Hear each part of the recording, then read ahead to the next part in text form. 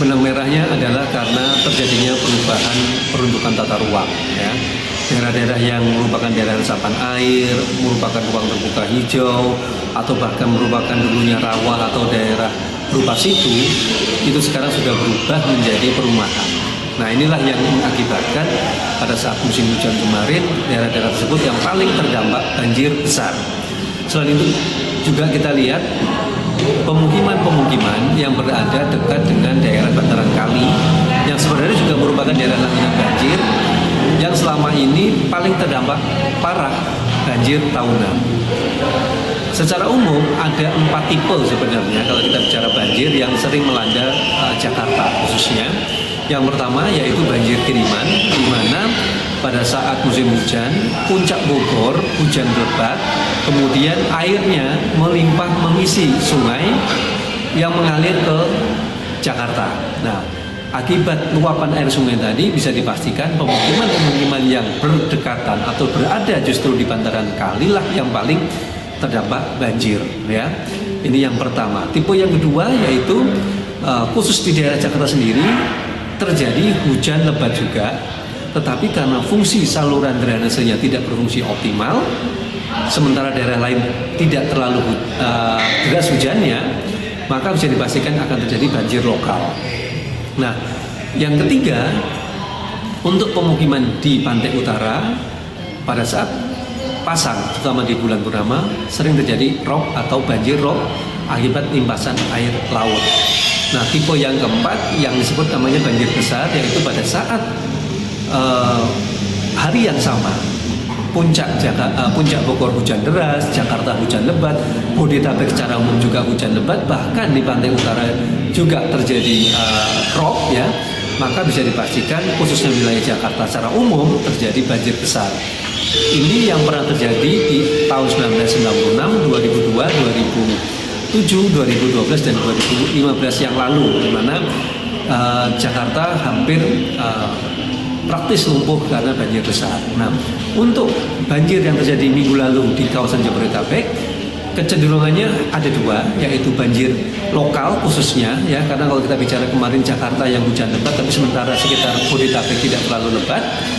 Dan banjirnya juga terjadi di pemukiman-pemukiman yang ada di bantaran kali. Dan yang kedua yang kemarin juga terjadi adalah pemukiman yang tidak dekat bantaran kali tapi juga terdampak banjir karena buruknya sistem saluran drainase kota. Nah, dua tipe ini yang kemarin sempat melumpuhkan kota Jakarta. Kalau ingin melihat secara umum dari 4 tipe tadi, maka ada beberapa langkah yang harus dilakukan, ya, untuk memutus mata rantai banjir, ya. Yang terkait tentu yang pertama adalah menegakkan aturan kembali tata ruang yang benar, ya. Artinya harus ada upaya serius untuk melarang pembangunan baru di kawasan-kawasan yang memang merupakan peruntukannya daerah resapan air dan merupakan ruang terbuka hijau. Jadi dicegah dulu dari awal. Tetapi ini juga harus diikuti dengan apa?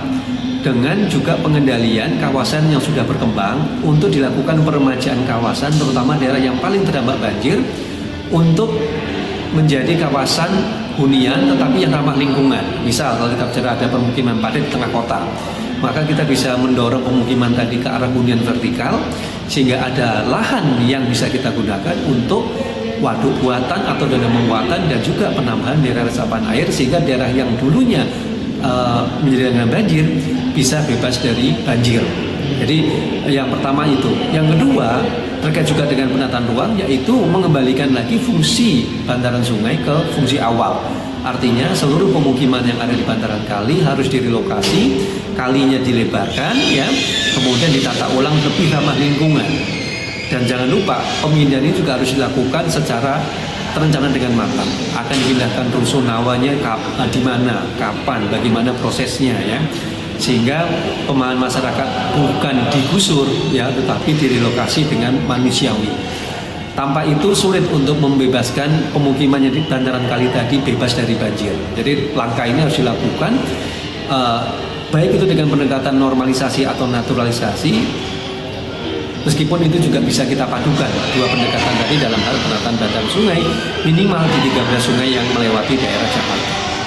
Yang ketiga yang tidak kalah penting yaitu memperbanyak daerah-daerah tangkapan air berupa situ danau umum waduk yang sudah ada itu dikeruk, diperlebar, ditata ulang seperti Taman Waduk Pluit misalnya, sambil mempercepat penyelesaian dua bendungan besar yaitu Bendungan Ciawi dan Bendungan Sukamahi di Kabupaten Bogor. Kalau ini dioptimalkan, maka skenarionya adalah seluruh air hujan tadi begitu jatuh di tanah akan ditampung sebanyak-banyaknya oleh badan air situ, danau, embung, waduk, dan bendungan. Tentu ini akan berdampak terhadap air yang akan terbuang, baik itu ke saluran air, bahkan juga ke sungai, akan berkurang secara signifikan, dan airnya tadi juga dapat digunakan sebagai apa? Cadangan air di musim kemarau. Yang keempat yang tidak kalah penting, yaitu memperbaiki seluruh saluran drainase kota, ya. Selain pemeliharaan rutin saluran bebas dari sampah maupun lumpur, tapi juga yang penting ditata ulang, dimensinya diperbesar, jaringan utilitasnya dipindah, terpisah sehingga tidak ada lagi kita temukan kabel pipa di dalam saluran air. Dan kelima yang tidak kalah penting, pelibatan masyarakat dalam hal pengendalian banjir, yaitu mendorong pembangunan sumur-sumur resapan air mulai dari halaman rumah, halaman kantor, halaman sekolah, ya. Sambil juga yang tidak kalah penting, menggalakkan gerakan bebas sampah. Jadi masyarakat juga harus diedukasi untuk tidak membuang sampah sembarangan, apalagi ke saluran air hingga ke sungai. Otomatis masyarakat juga harus punya budaya disiplin terhadap sampah tersebut. Nah, 5 ini harus dilakukan secara paralel bersamaan, tidak bisa dilakukan terpisah-pisah, apalagi bergantian, tapi bersamaan dan dilakukan secara bersinergi. Dengan demikian kita akan berharap dalam 5 tahun ke depan Jabodetabek khusus secara umum akan bebas banjir.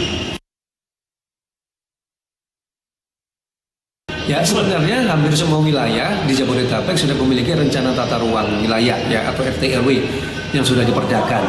Bahkan beberapa kota juga sudah memiliki rencana detail tata ruang, termasuk Jakarta, Depok, Bogor, ya, bahkan juga Tangerang. Nah, dengan berbekal rencana tata ruang dan rencana detail tata ruang, seharusnya pembangunan dapat dikendalikan. Tidak akan ada lagi umpamanya pemberian izin kepada pengembang untuk membangun di kawasan yang peruntukannya merupakan daerah resapan air ataupun juga ruang terbuka hijau. Jadi kalau aturan ini dijaga ketat, tentunya tidak akan banyak perubahan-perubahan di lapangan. Oleh karena itu, salah satu alat yang bisa kita dilakukan adalah keterlibatan masyarakat untuk apa? Untuk ikut mengawasi kinerja pemerintah dan juga terutama terjadinya perubahan-perubahan peruntukan di lapangan, ya.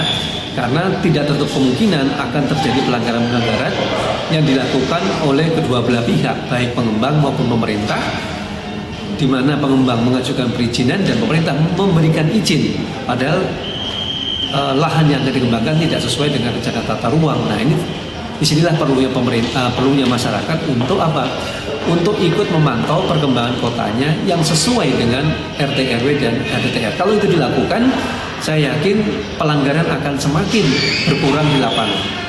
Sebenarnya kita kembalikan lagi ke dalam rencana tata ruang wilayah dan rencana detail tata ruang sudah mengatur perkembangan kota untuk jangka waktu 20 tahun ke depan. Artinya, siapapun yang mengajukan izin, baik itu bahkan individu masyarakat, kelompok masyarakat, hingga pengembang besar pun, kalau ada indikasi tidak sesuai dengan peruntukannya, harusnya juga sejak awal pemerintah tidak memberikan izin mendirikan bangunan, tidak memberikan AMDAL terhadap rencana proyek pembangunan tersebut. Nah, ini yang harusnya dilakukan oleh pemerintah daerah, ya. Kalau kita lihat beberapa kasus terakhir ini, banyak sekali kepala daerah tertangkap karena permainan perubahan dan perizinan. Ini menunjukkan pemerintah daerah yang masih lemah untuk konsisten menjaga rencana tata ruang kota, apapun alasannya. Nah, disinilah yang kita harapkan ketegasan dari pemerintah pusat untuk memberikan sanksi juga kepada pemerintah daerah yang tidak patuh dan tidak konsisten terhadap rencana tata ruang yang sudah dibuat. Sebenarnya secara umum sekarang masyarakat bisa mengakses, ya, mengakses informasi terkait rencana tata ruang di wilayahnya masing-masing, ya. Oleh karena itu mudah sekali, misalnya kalau kita Jakarta, masyarakat bisa membuat atau melihat atau mencari informasi di rencana tata ruang DKI Jakarta 2020 atau RT/RW DKI Jakarta 2030. Bisa juga nanti RDTR DKI Jakarta 2030. Begitu juga nanti RT/RW Kota Tangerang, RT/RW Kota Bogor, yang sebenarnya masyarakat juga bisa langsung memantau posisi rumahnya dalam rencana tata ruang peruntukan itu apa, bahkan Kalau terjadi perubahan tata ruang pun, masyarakat juga bisa langsung melihat atau menilai apakah itu sesuai dengan tata ruang atau tidak. Secara umum sebenarnya masyarakat bisa ikut terlibat dengan mengakses informasi tadi. Masyarakat bisa ikut melaporkan kalau terjadi perubahan tata ruang yang tidak sesuai. Apalagi baik itu dilaporkan kepada pemerintah terkait atau juga bisa dilaporkan melalui media massa tentang terjadinya indikasi pelanggaran tata ruang tersebut. Jika ditemukan ada indikasi pelanggaran antara rencana yang tidak sesuai dengan rencana pembangunan yang ada di lapangan. Disinilah sebenarnya keterlibatan masyarakat kita harapkan untuk ikut ikut mengendalikan dan memantau rencana pembangunan kota masing-masing, baik itu yang dilakukan oleh pemerintah daerah maupun yang dilakukan oleh pengembang.